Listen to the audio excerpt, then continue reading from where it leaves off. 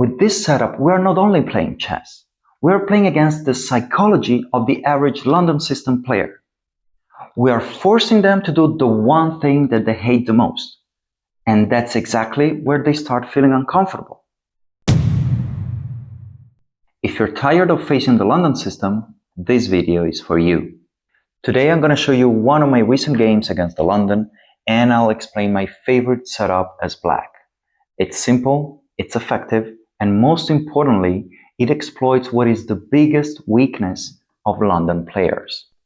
There are more than 1,000 chess openings, but the London system is the one that gets hated far more than any other. And it's probably the opening with the most memes ever made about it. Now, don't get me wrong, it's played even at Super Grandmaster level, so it's obviously not a bad opening. But I still think it's cheap. And before all the London players roast me in the comments, let me explain. I don't think it's cheap because it's bad. I think it's cheap because of how it's designed to be played. To understand what I mean, first we need to talk about the difference between an opening and a system, for those of you who aren't familiar with the distinction. When you play a traditional opening, your moves depend heavily on what the opponent does.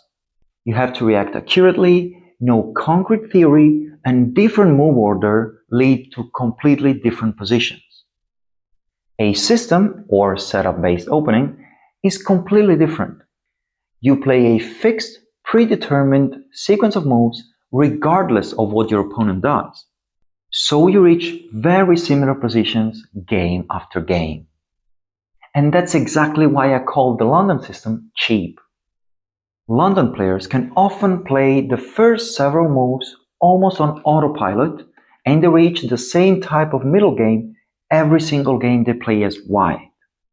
And that's literally 50% of the games you play in your life. But there's also another reason why I firmly believe the London deserves all the hate it gets. But I'll save that for later, after we have first learned how to punish it. Most London players choose this opening because they want those familiar positions. They know the plans, they know the ideas, and they are comfortable there.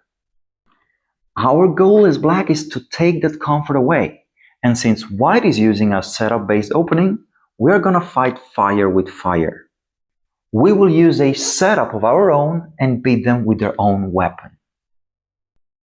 I don't really think it's needed, but let's let everyone understand what I'm about to say. So let's first look real quick at what the London system looks like. So we said it's a setup-based opening, and white wants to reach this very structure. First of all, we gotta notice this pawn structure, this pyramid. And then we have the two knights, one on d2 and one on f3. And then the two bishops, they wanna be placed one on d3 and another one on f4. And of course, white castle short. So this is their ideal setup, and this is what they reach most of the times when they play all the moves that will lead to this position. Now, let's see the game that I played against this player. As you can see, I'm a 1700 rated player, and so is my opponent. And yeah, so let's see how the game went. Of course, I start with d4, d5, bishop f4 already. And here, the setup that I recommend as black is playing knight f6. Of course, it can also happen that they first play knight f3, and in that case, we play still knight f6 as the second move, and then they're gonna, transpose to this position playing bishop f4. Anyway, you're gonna reach this setup in the very, very first moves. By the way, before going on, let me be clear about something. In this video, we're talking about the London system. So if they play knight c3, well, this is not a London system anymore. This is the Jobava London. And what I'm about to show you in this video doesn't work here. Just real quick, what you want to do when the knight goes to c3, simple and effective, play a6. With this move, basically, we are already neutralizing the main idea that white has when they play the Jobava London, which is, to move the knight here to b5 and then to coordinate it with the bishop, attacking the c7 pawn, and then, forking the king and the rook and so on. So if it happens, play a6. Of course, there are way more things that we should say about that, but this is not the right video. So going back, we are gonna learn how to punish the London system. So knight f3, and here we must play the move c5. So on move 3, we play c5. We push this pawn, we already attack the pawn that they put in the center. So what London system like to do is playing always the same moves, right? They don't like to think, in a sense, in the first moves, because they don't want to react to the move that black plays. They want to reach their position, and then they're postponing the fight and the middle game ideas and the attacks later on. So we don't let them do that. Instead of calmly developing our pieces and castling, we are gonna counterattack straight away. It's move 3 and we're already attacking their pawn. So now white needs to take a decision. Are they gonna take the pawn, or are they gonna continue as nothing happened? So most players are gonna continue with e3. We said that they wanna build that pawn structure and the wheel. But if you encounter a player that actually takes the pawn, it never happened to me because they want to stick to the scheme that they learned. But then here, after d takes c5, we gotta play knight c6. This is an important move because we block this pawn, and don't worry, we're not down a pawn. Because after, then they go on with the usual structure. Then we play e6. We are now supporting the central pawn that is controlling the center, and we develop this attack on the pawn, opening up the diagonal for the bishop. And they cannot defend the pawn because the knight is controlling the b4 square. So we're gonna win the pawn back, don't worry. And we're gonna have already like a better center, so that's not gonna worry us. Just please, in this position, don't play e5 because of course it's a mistake. Look that this square is controlled twice while it's defended, only once. So don't do that because you're gonna end up in a worse position. Yeah, you can take the pawn there, but you're still down a pawn. So no, don't do that. e6 is the right move. But okay, as we said, this is quite rare. They're gonna play e3. And here we continue with knight c6 anyway. Now this move is extremely important in a lot of lines, so you gotta play it. And remember this move, knight f6. Later on, in some minutes, you're gonna understand why in a particular line especially, it's totally vital to have the knight there. So remember knight c6, we're gonna go back to that later. And here, of course, they continue with the pawn structure that we said, and now we play a move that is basically attacking the weakness that the London system has. I'm talking about a chess weakness, a weakness in their position. I don't know if you know it, but every single chess position, every single chess opening has a drawback, has a trade-off, because that's how chess works. So you get a benefit, you get an asset, you get an advantage of some sides, of some aspects of the game, but there is always a weakness that has been created. Now, if you want to try to guess it, pause the video and try yourself. Like after bishop f4, there is already a big weakness that has been created. And that's exactly where we're going to focus with this setup. We're attacking straight at their Achilles heel, basically. So the weakness that I'm talking about is the b2 pawn. Once they move the bishop and they develop it, right, this bishop had one job at the initial position, which is the one to defend this pawn. And once it leaves, this pawn is left undefended. Okay? And this is very important because what I showed you so far, right, with the moves, we play c5 to open, of course, to attack already the pawn. So we said that we attack the London players straight away, and now they got to take a decision already. We are playing aggressively, but also we are opening up this diagonal for our queen, because after playing knight c6, which I said is important, now we play the key move of this setup. Sorry, c3, yeah, as white. And now we play queen b6. And let me show you just the database here. So we are right here, and look at this. The best move according to the engine is queen b6, exactly what I was saying, and for the reason I was explaining to you. But now this is also very interesting. Allchess.com games, we're checking the database, and allchess.com games, rapid, and the rating range is between 1000 and 1600. And look at here, queen b6 is only played by 24% of players. This means that 76% of players, when they play black, they don't play queen b6 in this very position. And if you think about it, this also means that 76% of London system players don't face this setup. So this is an extra reason to really learn and adopt this setup, because most players literally, the statistics here are showing it, don't face this setup. What I want you to understand is that with this setup, we are not only playing chess, we are playing against the psychology of the average London system player. We are forcing them to do the one thing that they hate the most. And that's exactly where they start feeling uncomfortable. What I'm talking about is that they need to react right now. They cannot waste any more time because we have been very aggressive. We postponed castling, we neglected a bit developing the other pieces because we're attacking straight at the weak spot. And they cannot finish their setup. They cannot reach those familiar positions because now they must take a decision. And what they're going to do, because we're attacking this pawn, as we said, it's the weakness of this position. But this pawn is not a weakness only because it's a pawn, and if we take it with the queen right now, after queen takes b6, they're down a pawn. There is a much bigger problem that they have, and it is that the rook is still on a1.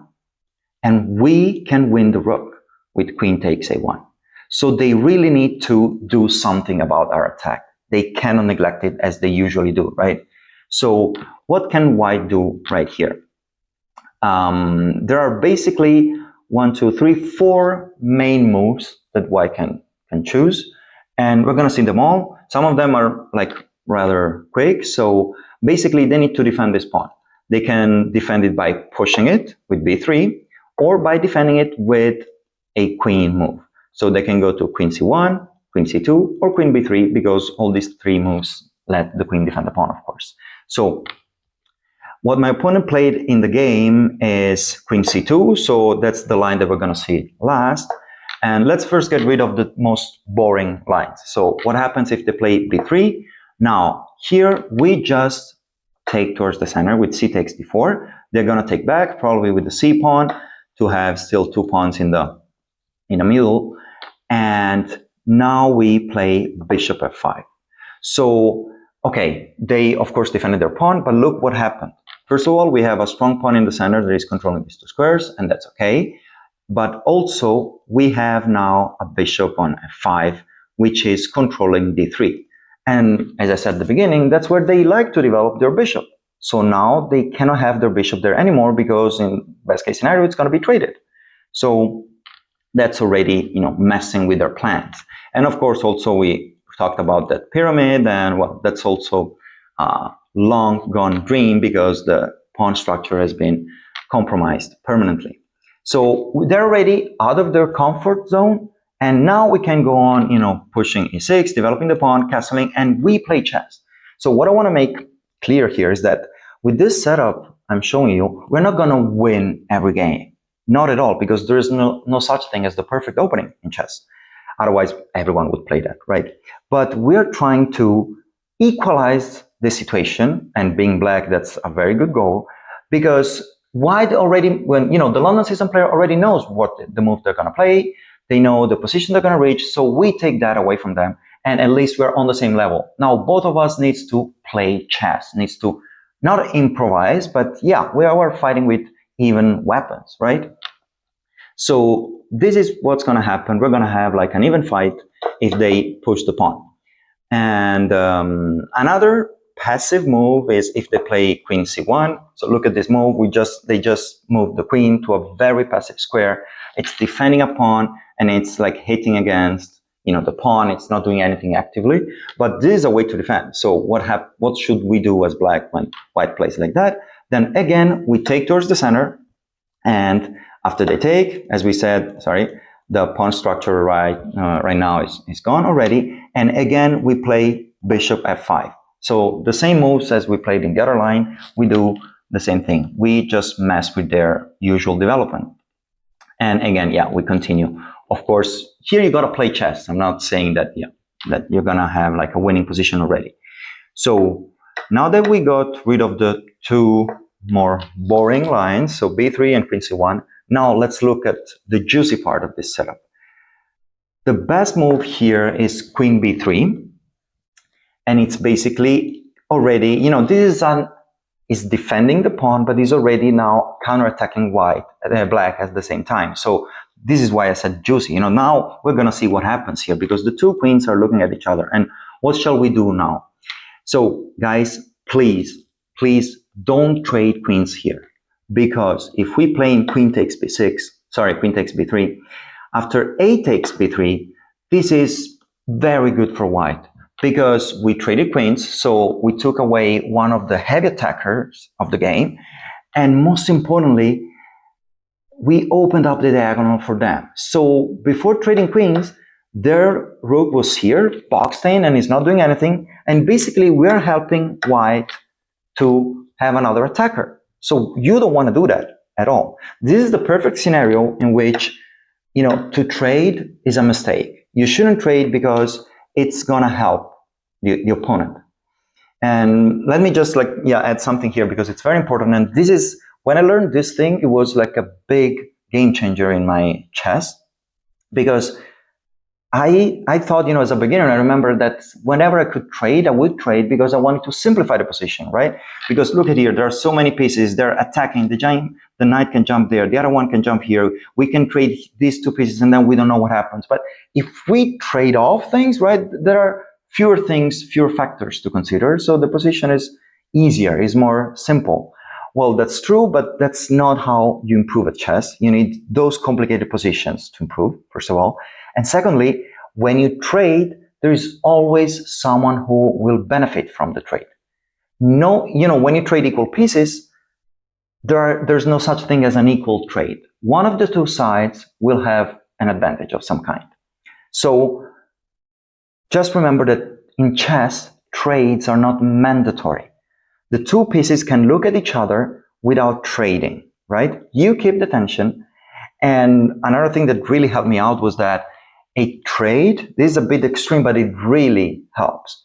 A trade is bad unless you have a very good concrete reason to do it. So right now you would want to trade the queens only if you have a good reason to do that. Otherwise, it's a bad trade. And at first it was weird, and I couldn't really implement it in my game, but then I started thinking about it more and more, and I started doing that. I started, forcing myself to avoid trades, and I ended up improving my chess a lot. So try that, and you let me know. So don't trade unless it's necessary. So we don't play queen takes b3, and now we're going to play an important move. We play c4. Now this move is very important because first of all, we're attacking the queen. And now we're basically forcing white to trade queens, because they can totally go back, and we're going to see that in a minute. But another option they have, and this is what I see a lot, especially the lower levels, is that they trade queens for us. And another good reasons to play c4, by the way, is that we are taking away this square from their bishop, right? As we said, they want to play bishop d3, and now they can't. So again, their usual setup is gone. So now let's see what white can do and why white shouldn't trade queens. Now they take, right? Queen takes b6, and now we take back with this pawn. Now guys, don't worry about doubled pawns, because I remember also as a beginner that they teach you double pawns are a weakness. Well, it's not that easy, because chess is not easy and there are no absolute rules. Double pawns can be a weakness, but there are a lot of chess positions where they are not. They're actually a big advantage. They're an asset, and sometimes, for example, double pawns can even prevent a rook on an open file to be strong. So now this is not a video about pawn structures, but trust me, double pawns are not always a problem. And here we have this b pawn that is extremely strong, and we're going to see why.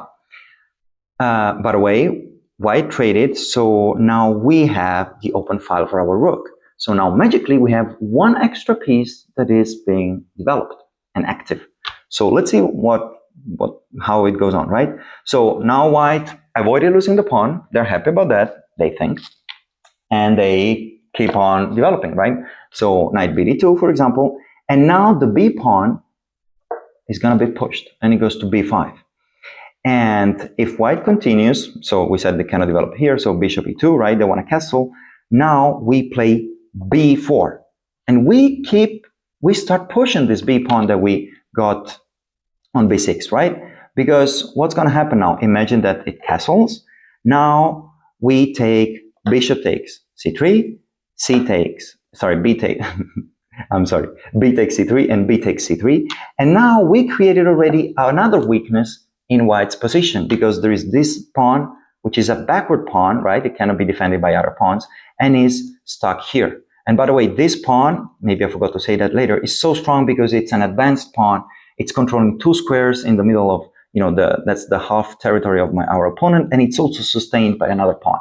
So super strong, and this rook is attacking their weakness. So again, this is not completely winning, but we already created some targets, and we know where to hit, right? We know that we need to exploit those targets.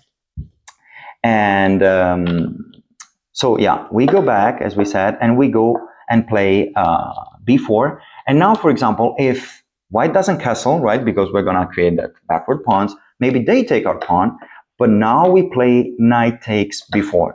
You remember the knight on c6? Now it's not the line I was talking about. This is another line in which the knight is needed there, because now we play knight takes b4. And if they castle, here we play bishop f5.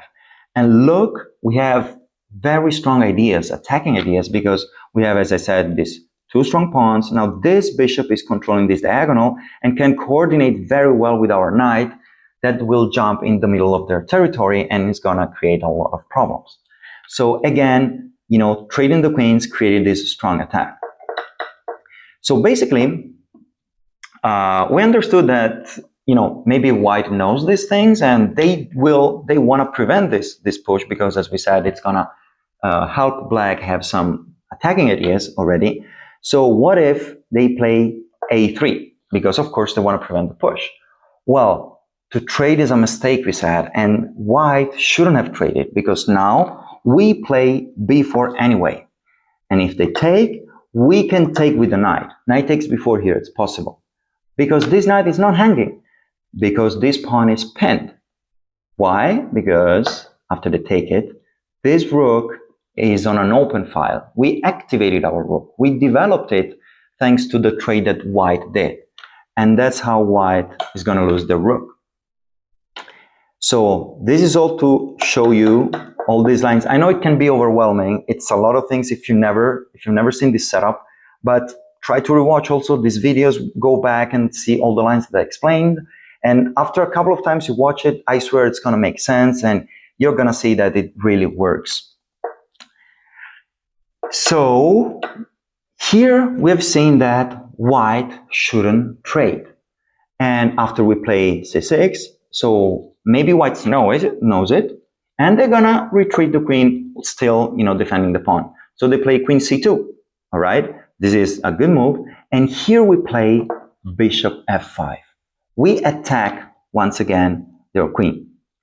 And you might be thinking, what are you talking about, Alex? Like, that bishop is left hanging. But no, because as we said, this pawn is going to be captured right now, queen takes b2, but the biggest weakness of that pawn is that we are going to win the rook as well. So we just give up a bishop for a rook, and that's great for black. Now, this is the line I was mentioning at the beginning when I was talking about knight c6. In this particular position, just imagine that we hadn't played knight c6 first. So imagine that the knight is still here on b8. Well, after we take the rook, white wins the game with queen c8 checkmate. So don't do that. Develop the knight on c6 because of the reasons we saw already in the other lines, but also because here there is no checkmate since there is no knight here, and since this rook is already covering that square. This is important. So after bishop f5, we have also seen that white shouldn't take, and they can only go back to c1. And that's a passive position, and we're going to see now later on what to do when the queen goes to c1, because that's going to happen in the game. And look at this, like, this is so strong, oh my god. And yeah, so we've seen now, going back, okay, queen b6, we have seen b3, and we've seen what to do. We've seen what to do against queen c1. We've seen what to do against queen b3. We push, and now if white trades, that's amazing. If white moves it here, then we develop the bishop and it goes back, okay. Or the last line that we should learn for this setup is what my opponent played actually in the game. So now we see what is left and what we're going to do when white plays queen c2. By the way, if you're enjoying this video so far, please like and subscribe to support the channel. For you it's free, but it would really mean a lot to me. Alright, back to the game.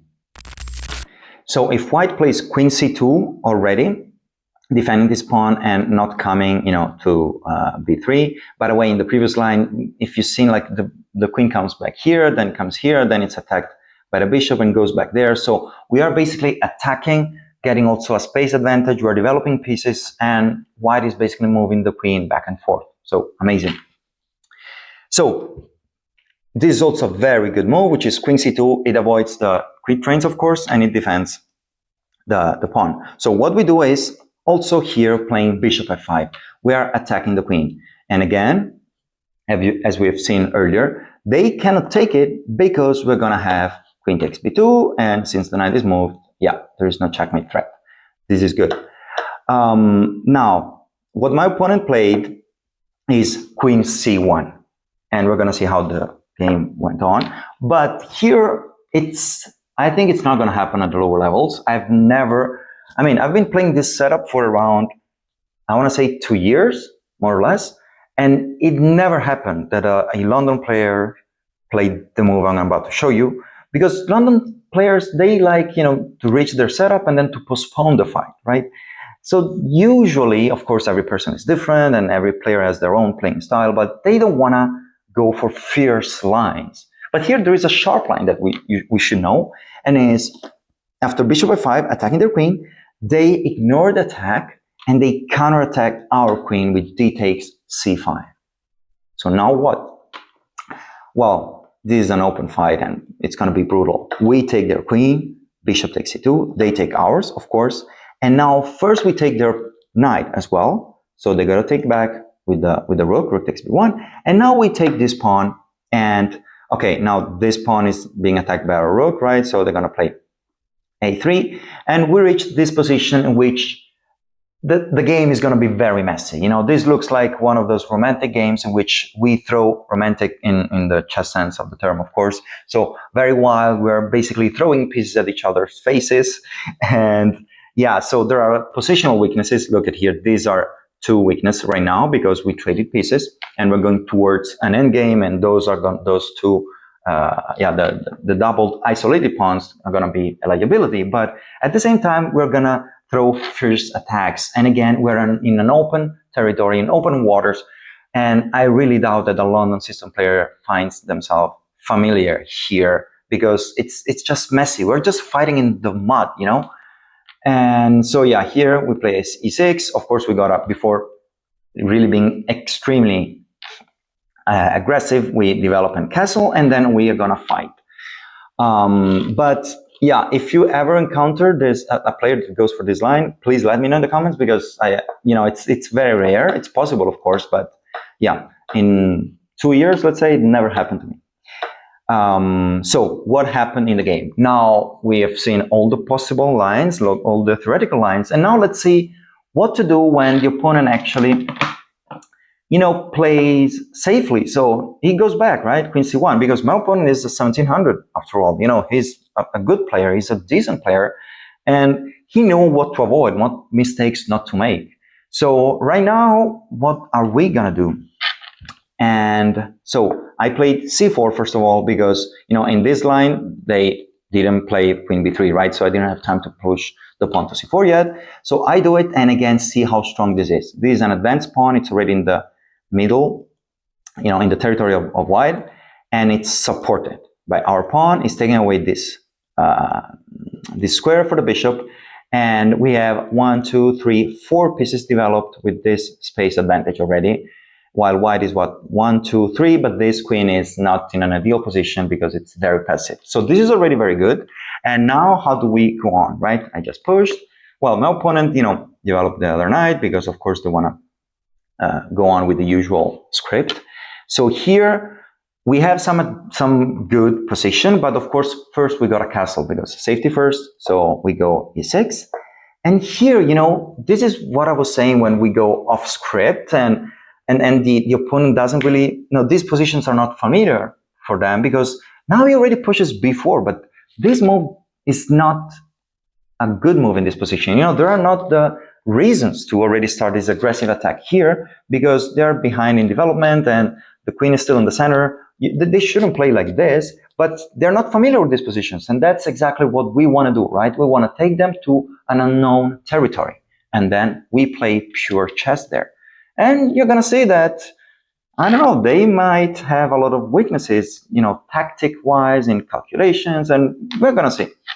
So, okay, they start this attack, and okay, I counterattack this pawn because actually this pawn, look at here, this square, right, is attacked now once, 2, 3, 4 times, and why pushing it in the first place, right? So, okay, they defend it, and now, if you count, it's like 2 defenders, right? Then 1, 2, 3, 4 attackers. But guys, please, when you count attackers and defenders, don't only count the attackers and defenders, but also consider which kind of pieces we're talking about. Because here we have 4 attackers, but 3 of them are pieces, and those are 2 pawns. So of course, I mustn't trade. So I go on with bishop e7, and here, I don't know why, but yeah, my opponent played knight e5. Okay, so instead of, you know, developing and finish, you know, and castling, he already put a knight there, a strong knight there on in the middle. That's an outpost, and of course, I want to get rid of it now because that knight is very nasty. So this is a good reason to trade. And okay, bishop takes, and here I castle because I already reached a nice position, and first I need to put my king to safety, and only after that I can take advantage of my assets and start attacking fiercely. So after castling, my opponent played knight f3, and here also I was surprised because I wasn't really sure what he wanted to do. I thought that he wanted to play knight h4 actually to get rid of this bishop. Okay, this is a strong bishop and is controlling this strong diagonal, and I don't wanna give that up. So I played the move h6. Now this is a prophylactic move because if they go then with knight h4 to trade our bishop, you know, without this move I would have been, you know, stuck, and I would have been forced to give up the bishop. But here I just created myself a retreating square, so I play bishop h7, and this bishop now is mine. It's gonna stay in my army. And but you know, I played h6, and he didn't attack my bishop. He just developed their bishop with bishop e2, and now I move the knight to a strong outpost. This is a strong square, and it's attacking. It's already in the middle of their territory, of course, and it's, yeah, being very uncomfortable. And here, white should have castled, but they played queen b2. I don't know, because this queen was already protecting this pawn. And here I realized that, okay, this is a mistake, because now I trade pawns, first of all. He took it, and I trade rooks. Rook takes a1 check, because after, you know, I didn't want to have problems here with the rooks, because after this, I can take the knight. Knight takes, sorry, I can take the pawn, sorry, with the knight. Knight takes c3. And if you want, pause the video and tell me why that knight is not hanging. Of course, because they cannot take it. If queen takes c3, here comes bishop takes b4, and we pin their queen on their king. An absolute pin, and the game is totally over for them. So I was super happy. Yeah, knight takes c3. He didn't take the knight, of course, because he saw it. And I was super happy to already be up a pawn.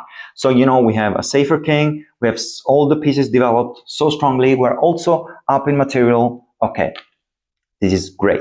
So what, by the way, and if they castled right here, they would have lost also the bishop. So they moved the bishop to safety, I understand. But this also, you know, I'm like, okay, since I'm having all this, this big advantage, also, by the way, notice that this is a passed pawn already. This is a, you know, by the way, look at this beautiful pawn chain, all the pawns supporting each other. And this is a passed pawn that is supported by another pawn. So amazing. If you trade everything, you go to an endgame, this is totally winning for black. So that's why I started trading pieces. Now it's good because I have a clear advantage in mind. So here to trade is not a mistake. And my opponent took with the king, probably because that, well, let's see, because they wanted to castle artificially. And so after they took, there was also this other pawn hanging. And here I was thinking, shall I take with the queen or with the bishop? And eventually I took with the queen because, if I take with the bishop, then this is not wrong. But, always try to play the best move, because this bishop is now kind of blocking. Not kind of, is actually blocking my queen, so it cannot easily join the attack. So I need to retreat my bishop in order to let my queen join the attack. And I don't want to do that. So of course I take with the queen, and then it's going to attack and let the bishop join. So we attack with tempo. So that's what actually happens. So queen takes before. My king here and my opponent here wanted to, play the king here because he wanted to castle artificially, I guess. But that's not possible because you remember the c pawn, the one that we pushed already on move 3, and then we kept pushing. Here on c4 is now creating this nice outpost for our bishop. And now that the king is there, we play bishop d3 check. And look here, this diagonal is occupied by me, and this diagonal also. So my opponent must play king d1. And here, as I said before, now I move my queen with tempo, queen b3 check. Now, king e1. And of course, they would have been checkmate, so they need to push the king away. But that diagonal is also going to be mine because I have bishop b4 check. And now look at here. Look at the beauty of this geometry. Like these 3 diagonals all conquered and used by my pieces. And here, white can interpose the queen. Well, no, of course. So they interpose the knight, but the game is already over because now there is mate in 3. Feel free to stop and try to find it. And here we give up our bishop. So we trade because what we want to do is to have the king there. This is called a decoy. So we force, and we're not even sacrificing anything. We're just trading pieces, but like that we decoy the king in a square where we want. We attracted it here because now there is this easy mate in 2. I hope everyone sees that. Queen c2 check. They must move on here, and now comes queen e2 checkmate. A beautiful kiss of death checkmate. So that was the setup, and as you could see, it works well even against 1700 rated players. In fact, I once beat a 1900 rated player, and I'm talking about FIDE rating, with exactly these ideas, the same ideas that I showed you today. Now let's go back to the question I left unanswered at the beginning of the video. Does the London deserve all the hate it gets? I'm definitely not a chess coach, but I do have a concern about system openings in general. If you always reach the same type of position, are you really improving as a chess player, or are you just becoming better at that very chess position? Your rating might go up, but what does that rating exactly represent? Take my opponent from today's game, for example. No disrespect to him at all. I bet he's a strong player, but I couldn't help wondering, was I playing against a 1700 chess player or against a 1700 London player? I first started thinking about this after watching a chess YouTuber reach 1500 very quickly by only playing the London. Later, he started working with a chess coach who made him stop playing it, and all their lessons were recorded. Well, what surprised me wasn't that he struggled, it was how much he struggled once he was taken out of familiar London positions. His tactical vision, his calculation, his understanding of positional principles, everything looked like a completely different player. That made me wonder if system openings can sometimes hide weaknesses instead of pushing you to fix them. After all, how do you improve your calculation if for the first several moves you're barely reacting to what your opponent is playing? By the way, speaking of calculation, if you want to test yours, make sure to check out my previous video. I go through a game I played against a famous chess content creator, and there's a calculation challenge where you can try to find the winning line. If you solve it, you will have found the sequence that beats a titled player. You'll find that video on the end screen right after this one. Now, one last thought. Everything I've said today doesn't apply only to the London system. I mean, the Zukertort, the Stonewall attack, the Tor attack, the King's Indian attack, the Hippo, even the Cow opening, they're all setup-based openings. So why is that only the London gets all the hate? That's the part I genuinely don't understand. Why bullying only the London? Now I'm really curious to hear what you think. First, what's your take on the London? Do you also think that system openings like the London slow down a player's overall improvement, or do you see it differently? And second, what do you think about the setup that I showed you today? Is it something you would try as black? And if you are a London player, would this setup actually make you uncomfortable, or do you already have a way to deal with it? I started this channel because I really love talking about chess with other players, and I'm really looking forward to reading your thoughts.